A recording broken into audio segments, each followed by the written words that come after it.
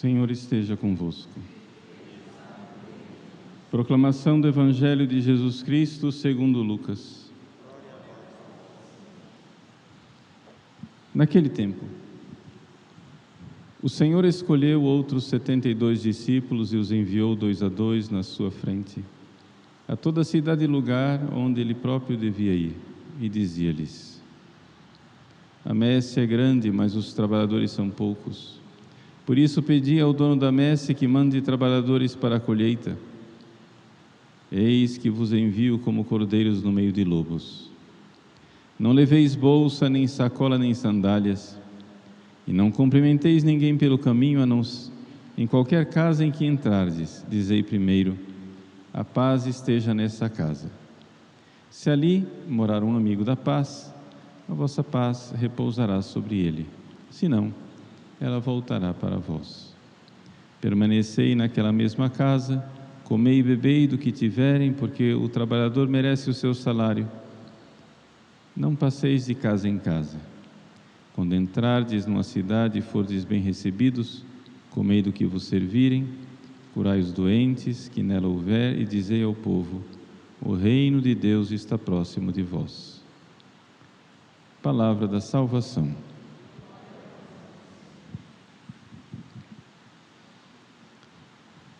Meus queridos irmãos e irmãs, celebramos a memória de São Cirilo e São Metódio. São 2 irmãos de sangue que nasceram na Grécia e que se dedicaram à evangelização dos povos eslavos. O Papa João Paulo II proclamou São Cirilo e São Metódio também como co-padroeiros da Europa.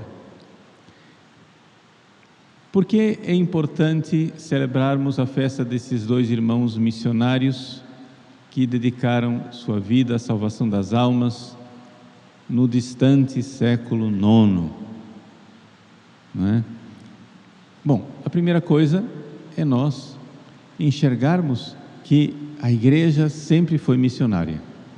Desde que nosso Senhor Jesus Cristo subiu aos céus, nós recebemos o mandato missionário: ide por todos os povos, pregai o Evangelho a todas as nações. No dia de Pentecostes, quando os apóstolos saíram e São Pedro então fez a sua primeira pregação, São Pedro, cumprindo a missão de Cristo de forma milagrosa, falava no seu pobre aramaico.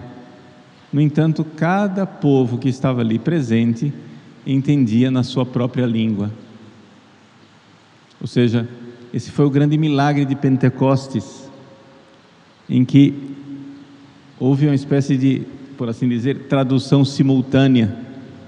Enquanto São Pedro falava em aramaico, os partos, medos, elamitas, etc., cada um entendia na sua própria língua. É o milagre de Pentecostes que é Babel, ao contrário. Ou seja, a arrogância da Torre de Babel, o homem quis se colocar no lugar de Deus, e Deus então enviou o castigo da divisão entre os povos. Ou seja, para que o homem não ficasse soberbo e arrogante, querendo dominar o mundo, Deus então criou uma diversidade, não é? Divide et impera, não é? Deus dividiu os povos para que as pessoas entendessem: calma, vocês estão querendo tomar o lugar de Deus, vocês estão querendo ser deuses, vocês estão querendo um governo mundial, que vocês dominem tudo. Vamos dividir os povos, assim vocês ficam menos poderosos, cada um cuidando, não é, do seu lugar, cada um cuidando da sua nação. Pronto. Então, foi isso que Deus fez em Babel. Ele dividiu os povos, confundiu as línguas, para que o homem, na sua arrogância, visse que ele tem que ele não tem tanto poder. Uma forma que Deus inventou para limitar o poder humano, não é? E assim não houvesse um homem poderoso que se colocasse no lugar de Deus, como em Babel. Quando vem a lei do Evangelho, então o Espírito Santo nos dá o outro caminho, o caminho, não é, da unidade. O caminho da unidade de uma só fé. Vários povos, várias culturas, mas uma só fé. Então ali em Pentecostes acontece o fenômeno da, vamos usar a palavra que está na moda, inculturação. Ou seja, a inculturação que era o seguinte: a mesma fé, a única fé, a fé da igreja, que agora fala as diversas línguas para mudar as culturas. Importante entender isso. Vamos ver o exemplo claro de São Cirilo e São Metódio. São Cirilo, São Metódio tinham a cultura grega, falavam grego. Mas acontece que os povos do nordeste da Europa eram povos eslavos, eram povos que não falavam grego, que não entendiam o Evangelho, que não tinham recebido a pregação do Evangelho. Então o que é que eles fizeram? Foram lá, estudaram a língua deles, estudaram a gramática, já que eram povos analfabetos, fizeram um alfabeto para poder expressar aqueles sons, porque as línguas eslavas são línguas que têm uma riqueza fonética, uma série de sons que as nossas línguas ocidentais não têm. Então precisava de um alfabeto diferente para retratar aqueles sons diferentes. Então eles fizeram o alfabeto, que é conhecido como alfabeto cirílico, por causa de São Cirilo, até hoje se chama de alfabeto cirílico. Quando você vê lá o russo, né, aquelas letras russas, aquilo lá quem inventou foi São Cirilo, o santo que nós estamos celebrando hoje, o alfabeto russo, né? Só para você identificar do que é que nós estamos falando. Então, eles inventaram um alfabeto, estudaram a gramática, fizeram o possível para quê? Para evangelizar, para transmitir a mesma fé dos apóstolos, numa língua diferente, para fecundar aquela cultura e transformar aquela cultura numa cultura cristã. Vejam, então, o que é inculturação? Vamos entender o que é inculturação. Inculturação é um processo que a igreja realiza para modificar uma cultura. Ou seja, eu tenho ali uma cultura, como por exemplo, vamos pegar o nosso Anchieta. São José de Anchieta veio para o Brasil e estudou a língua tupi. O Brasil dos primeiros séculos não falava português. A língua geral aqui no Brasil era o tupi. Inclusive os portugueses, quando chegavam aqui, tinham que aprender tupi, porque era o que todo mundo falava. Então o Anchieta estudou, fez pela primeira vez o estudo da gramática tupi. E ele então começou a escrever catecismos em tupi, poesias em tupi, teatro em tupi. Para quê? Para pegar a cultura dos índios e modificá-la, para que eles deixassem de ser pagãos, cruéis, canibais, uma cultura que não era cristã, onde as mães índias vendiam seus filhos por troca de quinquilharias, de espelhos. Chegavam lá os portugueses com espelhinhos, etc e tal, e as mães alegremente pegavam os filhos e entregavam. Uma cultura pagã que matava os próprios filhos.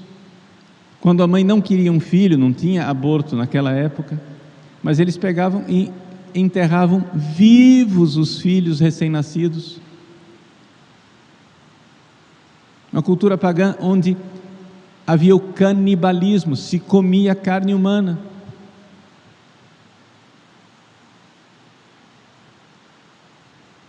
Uma cultura pagã onde havia o incesto, onde não havia respeito, havia adultério, etc., em várias dessas tribos. Pois bem, o que é que quis Anchieta? Anchieta aprendeu a língua dos índios para mudar a cultura dos índios. Isso é enculturação. Enculturação é um processo de adaptação da mensagem cristã à linguagem de uma outra cultura, para que aquela cultura seja fecundada, modificada, transformada, cristianizada.